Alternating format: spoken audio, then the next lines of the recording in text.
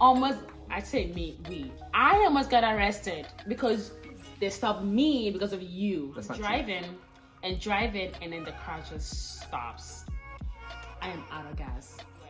One thing that highlights Christmas for me is killing of a goat and the sweet smell of burnt hair.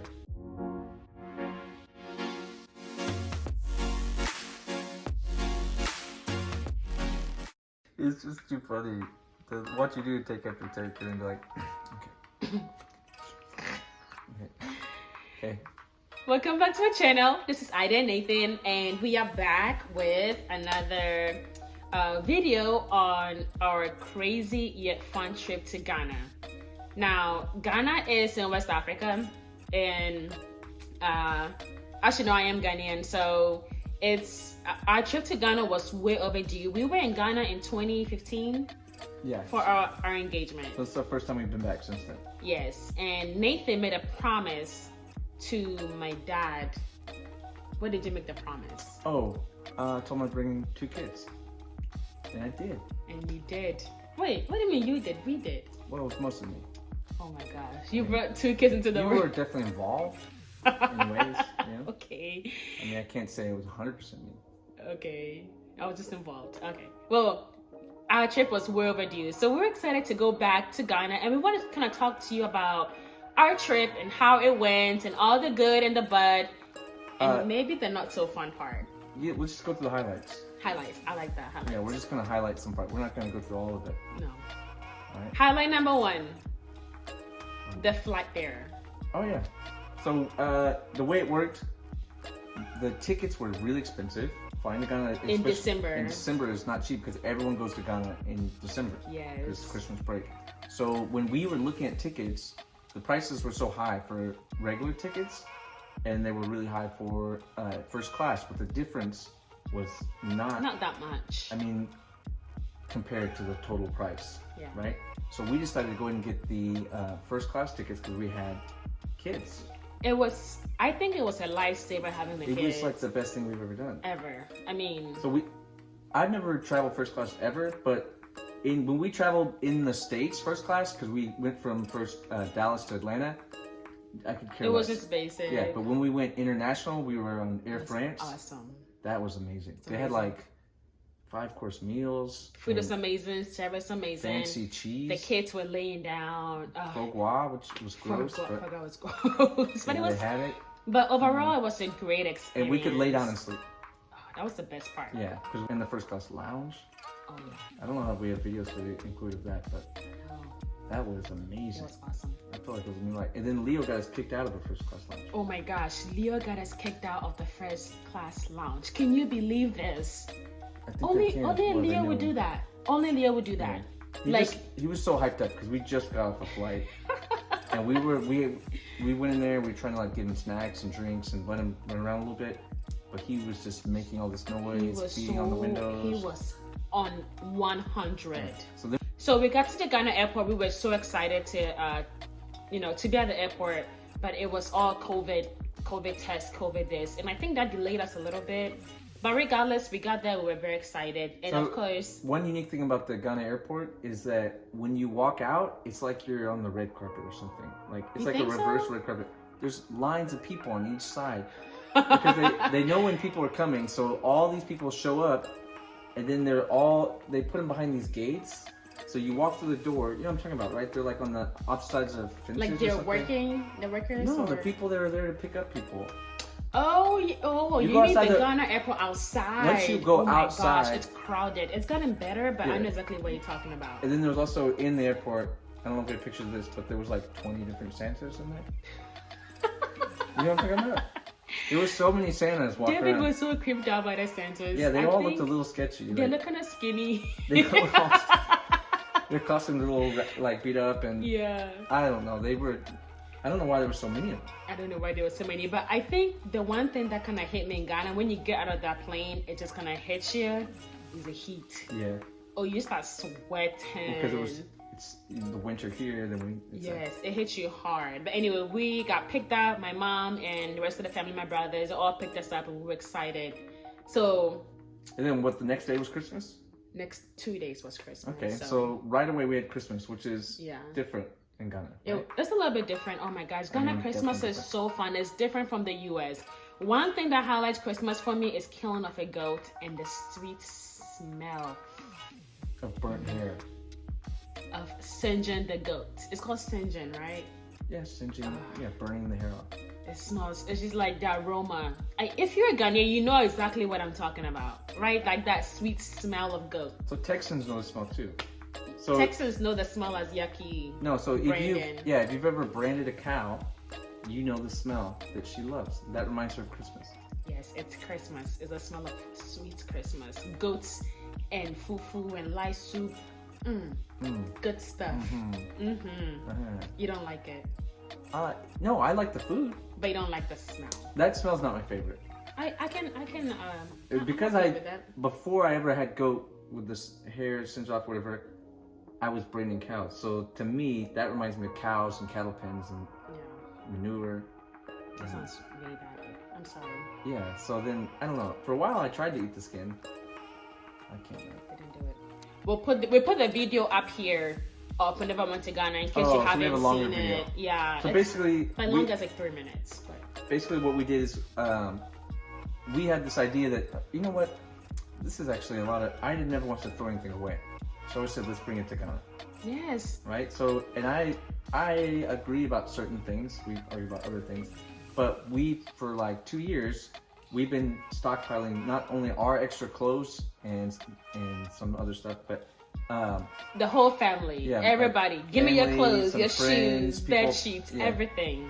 And then we've been sending them in these boxes to Ghana. Yes. And I don't know if we have pictures of that, but these boxes are huge. They're wardrobe boxes. Yes. And then Ida's mom like makes them into like Frankenstein boxes. She adds.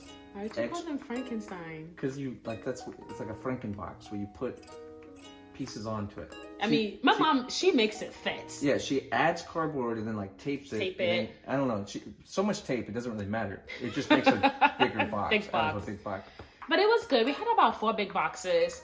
We went to the village and we had a great time. My brother Caleb preached a little bit and we gave out, I think we fed about 100 people. And then we give clothing. Well, we gave food to 100 people. I'm sure we fed more than that. We fed families, Yes. And then, anyway, so let's put the trip. Just kind of a little side note. So now, another highlight of our Ghana trip. Food. I feel like food is always a highlight of the Ghana trip. Nathan tried fresh, what did you try? Nathan tried fresh palm wine. For the first time. Actually, that was my first fresh palm wine too. So that was after we went to that village. They gave us fresh palm wine. So Nathan had fresh palm wine, which we actually have a video of you. Maybe if not you drinking it. I don't think I tried it. No. You tried it because I remember thinking I screwed up. I'm gonna make my husband sick in Ghana. And you never got sick. It was sketchy. Yeah. That was the sketchiest thing I ate. I would say so. Yeah. I think it was the sketchiest thing you ate. Probably. Yeah. It was. I mean, it was oozing. Yeah. The can was oozing. The can looked like it used to have oil in it or something. Yeah. But we still drank it. And by the way, we drank it the following day. Was it that night? Apparently, it's fermenting even more, so it's even like worse for you. It's good for the guts. That's all I say. All right, so there was that. You tried some fufu? Yeah, with your at uncle. my uncle's house. So yeah, Ida has an Uncle C. That's what we call him. Apparently, it's Nathan's favorite. Actually, I have a few favorite family members of mine. Thank goodness. I have a lot of favorite family members, but I don't know. Uncle C's just a character. He's really awesome. He makes. He used to work for what was it? The National Theater. Yeah, so he did. They make drums and dances. And Uncle C, if you haven't seen a libation video, is the one that I'll put that video right here, or maybe in front of Nathan's face like this. There. And he's the one that was pouring the libation. Yeah. Just so you know. But and so when my family came for our wedding, 6 years ago, whatever, 2015. Yeah. He hosted us and he showed us how they make these drums using traditional methods. And my family was so impressed that they ended up buying one, having it sent over. Drums, yeah, we ended up having 2 sent over. Yeah. But I wasn't there for the experience, but I know Nathan and the family loved it. It was like probably their favorite thing. So tell me, like, what was your favorite part first he shows us like how he makes them, all the wood he makes them out of. And then he took us through like every step. So they're carving it and they carve these intricate designs on them. And then him and his brother played the drums for us. Which we have a video of him playing, and David was playing too. Oh, that was this time. Yeah. Right? But last time, the two of them got together, and they really went to town. Oh, really? Oh, yeah. Did anybody dance? I don't remember if anyone danced. Oh, man. But then they served us red, right? Oh, yes, and you loved it. That was like my family's favorite meal, which is red. Red is just yokagari, it's just like beans with fried Beans plantain. are, what kind of beans they call them? Black eyed peas. Black eyed peas, yeah, with chicken.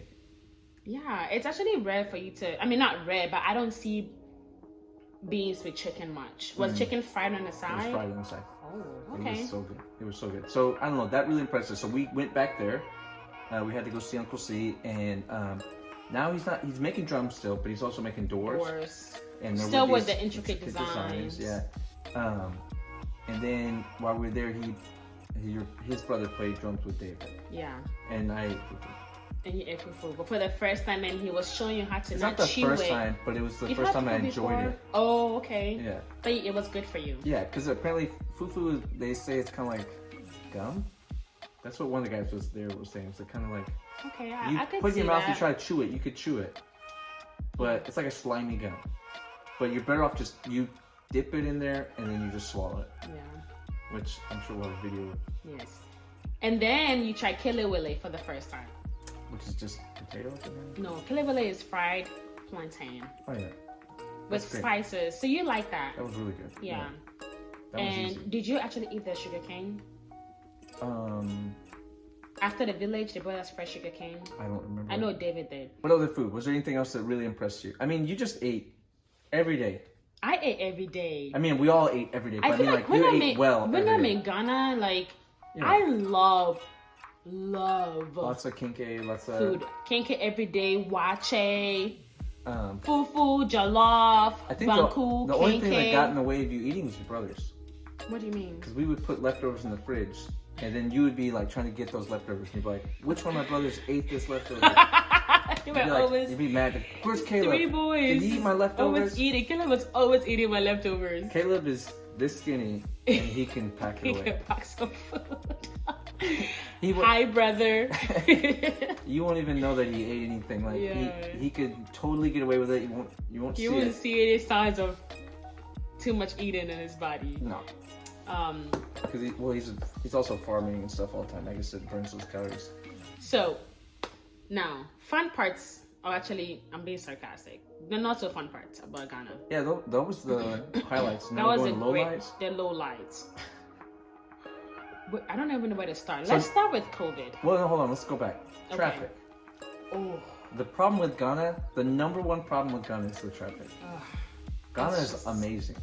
Oh yeah, Accra. I don't know if you said that word. Accra is where we went. We were in Accra. Yeah, that's where Ida's family is. Mm-hmm. But to get anywhere is just awful traffic. It's so bad. And then the roads are not fun. great. Did you get sick a lot this time or no? No, last time I got sick right when we got off the plane. Because we'd been on all these planes, and then we took a trip. And that driver was crazy. Driver was crazy. He was just hitting like bumps and just running through them and all over the place.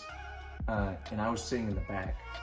And I remember this is the first time I got really sick. And then we went into your mom's house. And there was no electricity. No power. But she forgot about she was like, Nathan, I know you love jollof. And gave me a giant bowl of jollof. The traffic is bad. Traffic is bad in Ghana. The cops. Oh my God. So the cops let me tell you. They're different than America. What do you mean they're different? So when cops in America drive around, and they pull you over for a reason. They have the gun. Maybe they don't have a reason yet, but they have the speed gun, maybe something. In Ghana, they just pull you. Well, in Ghana, it's roadblocks. What would you call it? Checkpoints. Security checkpoints. Yeah. So the cops are just waiting for you. You have to pull through. And then they like shine a flashlight in your face, and they look mean. Let me tell you always something. Upset. The cops are not very nice. None of them are happy. Let me tell you something, Nathan Hopkins. Next time you go to Ghana, you're gonna get a tan, and you're gonna look just like me. I know. I'm not kidding. I don't. This guy sticks out like a thumb. I mean, you stick out. Stick out. And the police want to stop us at every single corner. No amount of tan is going to get us through those checkpoints. I almost got arrested because they stopped me because of you. That's not true. So we were going to Royal Senchi, and we got pulled over at a checkpoint, and this cop is being very rude. Let me tell you what happened. That's your side. My side is this cop. I said he was being rude. He was being rude, but he stopped me because you were in the car and you're white. He was stopping a lot of people. There was like 5 cars pulled over. Nathan, they stopped you a lot though, because they stopped me a lot whenever you were with me. Okay, yeah, you're right. And the kids. What can I do? A tan. A tan is not gonna cut it. An extra tan and a spray tan. They just go in layers until you become like my skin color. And they just wear a wig or something. You want me? But seriously, police officers in Ghana, y'all need to stop. This is too much. Alright, so anyway, Ida was not deferential enough to him. Okay, so I want to tell my side of the story, because I want to make sure my story is heard. We've been talking about this side of the story for a while. Okay, so the police stops me. He wants to see my driver's license. I give him my Texas driver's license. He looks at it. He's like, oh, where's your Ghana license? And I'm like, well, I don't have it. I have my Texas license. This guy literally was like, well, section 20506.3.102 says you cannot drive with a foreign license, blah, blah, blah. I'm gonna arrest you. And I'm like, you're gonna arrest who? And then this guy was like, all right, that's it. How dare you talk to me like this? If I was an American cop, would you say that to your American cop? Do you remember that? Oh, yeah. And then he went ballistic. Okay? And I'm like, I need to relax. I'm getting hyped up. I'm not gonna give this guy no money because I know he wanted money. Like, I'm not gonna let you talk to me like that. So I'm like, okay, so that's kind of the deal. Like, a lot of them they want to argue a little bit, and then you give them a little money. It's like you're trying to bully you into money, and I'm like, no, I'm not. You're not gonna bully me to give you any money. And I think that was my thing. I had to stand my ground, and this cop was gonna stand his ground too. So it wasn't. Well, and the registration was wrong on the car, which the registration was in the thing, but wasn't. We didn't know registration on the So then he was like, "I'm taking the car. You're going to jail. Taking my license. Meet me in court." By the way, we're supposed to leave the next day. Yeah. And they tell me to meet you in court where I'm supposed to go on vacation in Royal Senchi. Like, no. Well, and in my mind, I was like, just give him money. Let's go. And I said, no, I ain't giving you no money. How much money do you think it would take? Like $50. That's actually too much money, I think. I don't think it would take $50. $20? Maybe 50 cities. Maybe, I don't even know. I think maybe it's my pride, but my point is, this guy was trying to bully me into giving him money, and I was literally gonna give him my license. You can keep my license, and I'll just figure this out when I get back to the US. Long story short, one of my mom's friends or the family friends came in and sorted this cop out. So everything was good. We went to Royal Senchi. Yeah, this is when things start going downhill. At Royal Senchi, things went downhill. So, Royal Senchi is like a resort. Mm-hmm. And it's like out on a river by this dam. Yes. And by the Kusumbo Dam. Okay. But I think we either went past or close to the Kusumbo Bridge. It was real pretty. Yeah. Well, and there was some issue. We couldn't go all the way to the dam. Yeah. The boat took us on down the river. We saw lots of cool stuff. It was really nice. Nice homes and stuff. And we had a nice buffet. Yeah. So it was really nice. At the buffet, we're sitting there, we're trying to eat. And David, your boy David, was not doing good. Not good, right? So he had this fever. He like crawls up on me. He is super lethargic. He's just kind of laying around, and he's really, really hot. Yeah. And we are 2 or 3 hours away from home. From Accra. Yeah, from the only. And it was like getting late too. Like it was maybe like 5 o'clock, maybe. Yeah, something like that. And then he's so hot. I'm trying to take him somewhere to cool down, but there's not many places to cool down. Yeah. So he's not cooling down. He's just getting hotter and hotter. And weaker. Enjoying her food. And weaker. Just having the best time. Well, I didn't know it was that bad until you were like, David is really hot. Yeah. And then he's like literally like laying on you, just like, I feel like my boy is not gonna make it. Yeah. And then we decided to take him to the hospital. He starts because he's not doing well, we decided to take him to the hospital. Mm-hmm. Right? So we found a hospital we can get to. probably the best in the area. Yeah. And we took him there, but it's still away from the city, so they are kind of limited in what they have. Like resources and stuff. Yeah, so like, one thing we don't have is air conditioning at that hospital. Yeah, I don't remember that. Really? They had fans, and then the fans weren't. I remember one of the fans wasn't on, and I went and I was like, "Can I turn this on?" Turned it on. So they just turned it on? Yeah, I just didn't know why it wasn't just on all the time. And I think they tried to give us the most care, but there was a time where, so the doctor was, of course, going to test for COVID. Well, he decided to test for COVID, malaria, and something else, right? I think those are the main ones that he was concerned about. Now, they're going to pull blood from his arms. And, I'm not a nurse, but, in America, whenever they pull blood, they have like butterfly needles and all that fancy good stuff. Like really thin needles. Really thin needles. They had an 18 gauge, maybe like 1 to 1.5 normal needle that you would use to take like for instance, I give shots, right? So take it out of a vial, like a normal needle. They were gonna stick this needle in David's arms. He was 4 years old at the time. Yeah. In his arms. When he was not feeling well, he was trying to be brave. Yes. We talked to him. He's being as brave as he could. And it's just not possible. It just looks so different. That. It's not like where they take blood in America and they have like vials or something, tubes. They were just gonna like just literally draw it up. Draw it with a syringe. Yeah. Oh my gosh. That was traumatizing.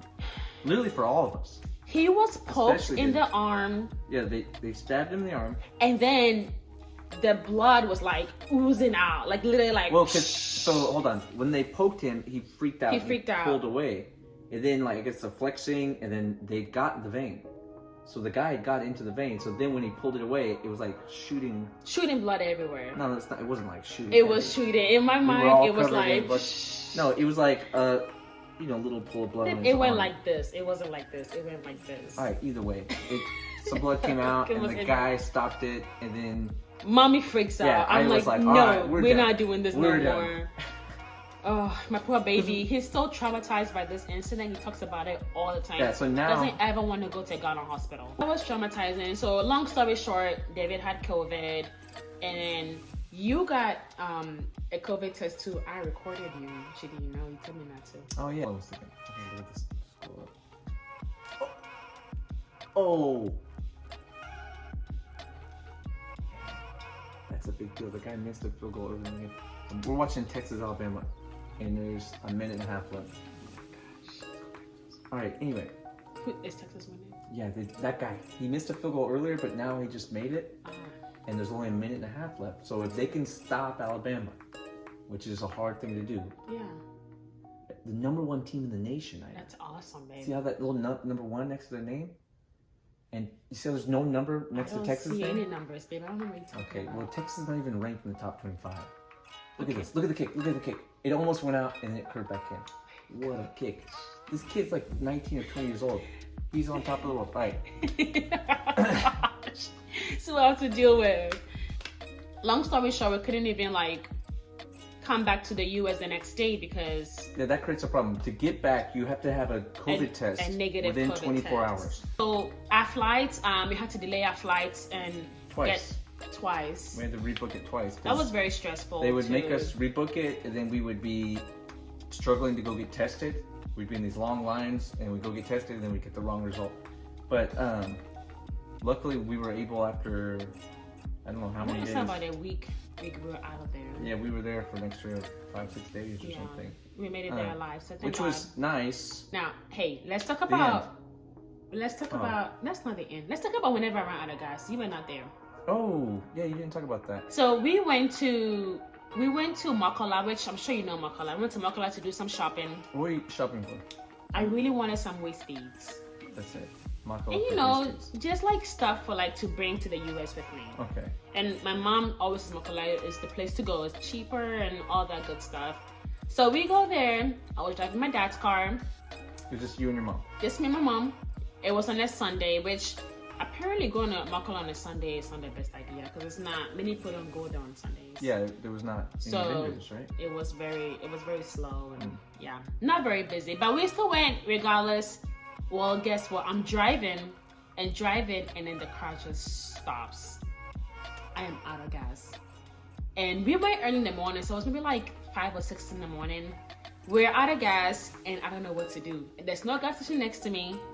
So we see the security guard is sleeping, and I go like knock on the little door like, hey, sir, can you help me? I need gas. And he was like, it's a gas station. He kept trying to give me directions. He make it left, make it right. Sure. I get out of my car, I lock it, and I try to go find a gas station. So I get to the gas station. In my experience, maybe this guy was different, but all the directions we've got in Ghana are wrong. I feel like it's always the same thing. You always pull over, because we've had to ask for directions, especially the last time we asked for a bunch. It's like boss, mi pacho, something. And then they're like, this, you're gonna see this, and you turn, and then we get there and it's not there. It's not there. I really think they just say, like, if you go that way, I won't have to deal with you anymore. So go in that direction and then take a left and get lost over there. So I found a gas station and I go to the gas attendant. I was like, hey, I need to buy gas. I'm out of gas. I don't have, the gas tank? I don't have like a mobile gas tank. Where can I get some? A gas can. A gas can. And he's telling me, oh, it's Sunday. I have to wait till Monday to buy. And I'm like, you don't understand. I'm not staying here till Monday. Like, I need to get gas today so I can leave. And he was like, well, go talk to this lady here. So this lady is like, I think she manages like they call it kaya yo in Ghana, like the kaya people, like they carry things on their head for you whenever you shop. So it goes to the lady that manages them. I'm like, okay, where is she? Tell me she's sleeping. I'm like, okay, I need this. I need a tank, you know, to buy my gas in. So then I go to another man. I'm like, hey, can you help me get some? And the man is like, I can't wake up. She's sleeping. And I'm sitting here like, what am I supposed to do? I need gas. Did you wake this lady up? No, I did not. I see this random lady. She's walking, and she had like a tank. It's like a gallon, like a literal gallon. And I'm like, hey, can I have your gallon? And she looked at me like, no. And I'm like, please, I'll give you any amount of money. I need to get some gas. I need your tank. I'll give it back to you. I mean, she looked like, why are you even talking? Like, she looked real pissy, like, no. Well, to be fair, what was in there? Like, if I'm using this, I don't want gasoline in my... It was like an empty gallon she had in her hand. Maybe she puts some kind of food in there. Maybe she puts palm wine in there, and she doesn't want her palm wine that tastes like gasoline. Maybe. I mean, I don't know, but I begged her, and then she looked at me, and she was like, she's handed it to me, and she walks away. Did you pay her? No, she didn't wait for me. She just like, do you know why I wanted it? And so she just... You're telling me you robbed a woman? I didn't rob... You coerced a woman to give you I her would stuff. have loved to give her some money for her tank so why didn't gallon. She didn't even want to talk to me. She just like gave it to me and just walks away. So I go in there, and then the gas attendant helped me buy the gas. The security guard I found in the beginning, he just got off work, sitting on his bicycle. And he got the gallon of gas for me, and he starts walking. He starts driving to my car. And my mom and I would just like ride behind him or walk behind him, really. We get to my car, and he was like, well, we need somehow a way to get this gas inside the tank.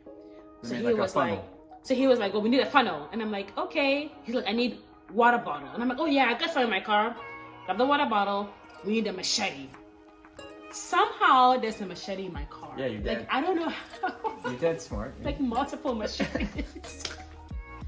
I swear, only in Ghana, you have machetes in your trunk. Anyway, the guy got a machete, cut up the water bottle, used the funnel, pour it on the side, and we were golden, man. It was nice. And in Ghana, like, and that's the thing, Ghanaians are hustlers. Like, we make it happen. Well, these people were nice. They didn't have to help you. They didn't have to help me, and they did. No. And that should tell you something about Ghana, though. Number one, it's very safe. Did you ever feel like you were not safe? It's very, very safe. Everybody that's willing to help you, they're nice. And overall, I think it was a good trip. Oh yeah. I think that was a good trip. Yeah. I think we love it. We love it there. The COVID and all that. I think COVID's gotten better now. COVID and cops, but besides that, we were okay. Yeah, COVID and cops. But next time, my advice for you, if you go to Ghana, and that's what I'm doing, I don't care what, I'm gonna go ahead and get my license in Ghana. What? Yes, apparently it took like 2 days. And then the other thing was Leo's birthday.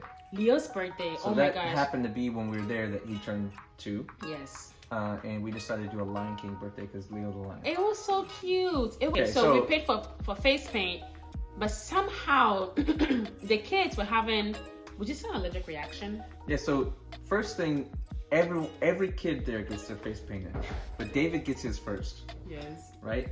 And then he's also the first to notice that it's starting to itch his skin and burn and tingle. It's burning, and it's like burning and tingling his face, and he's like, Daddy, this is burning. At first, I think he's just being dramatic, and he's like, no, Daddy, like, this is really uncomfortable. So something's wrong with the paint. So then I get baby wipes, and I clean him up, right? And then, so I cleaned him up. And now all the kids, at this point, they're noticing that they're having the same reaction. Well, and it's kind of like one by one, because it's like the order in which they got their face painted. Yeah. So then kids are coming to me constantly, and they're all calling me Uncle. And I just have little kids like Uncle. And Uncle Nathan's out there just wiping. I just have this bag of wipes. I'm just like cleaning kids. I'm like, all right, where's your brother? Like, give me your brother. Give him over here. Okay, so I hope you guys enjoyed this. We want to let you know, just a quick highlight of like our Ghana trip, and we will definitely do Ghana over and over again because that's where I'm from, and Nathan loves Ghana, and we both love it. And next time we go, we'll be different, but we'll film things a little different. Yes, we definitely show, just show more of like what we did while we're there. So do not forget to subscribe if you haven't, and if you have already subscribed, thank you so much, and we'll see you in another video. Bye.